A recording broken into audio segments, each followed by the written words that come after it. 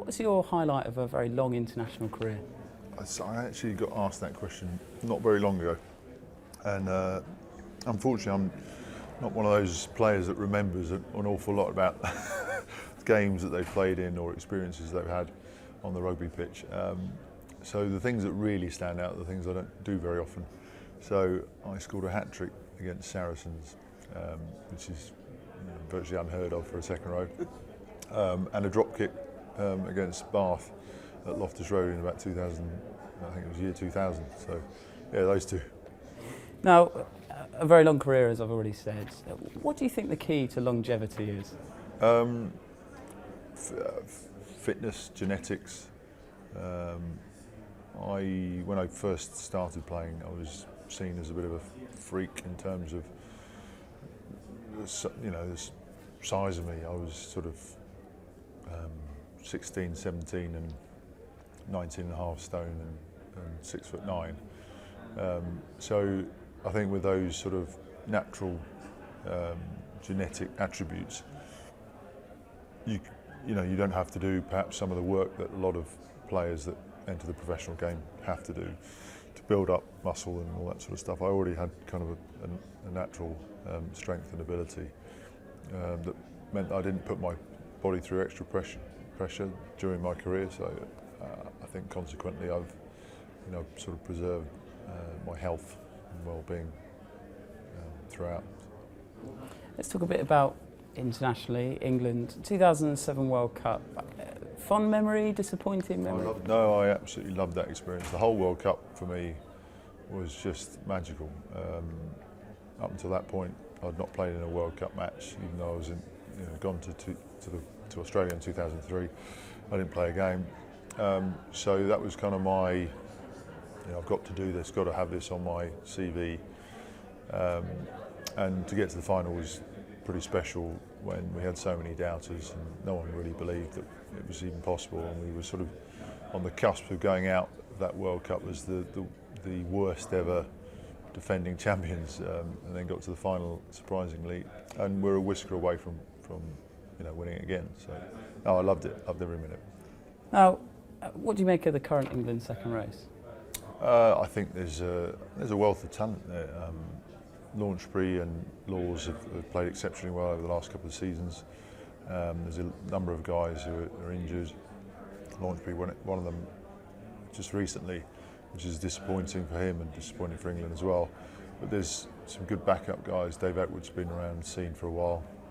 No, it's an area of talent for England. I think the starters, i.e. Launchbury and Laws, are exceptional, and they'll only get better if they stay injury free. And there's a lot of people waiting, just in the back in case those guys get injured. Now, going back to a club perspective, how was your career at Wasps for you? It was an amazing journey. I mean, an incredible journey. I was there for sort of 14, 15 seasons.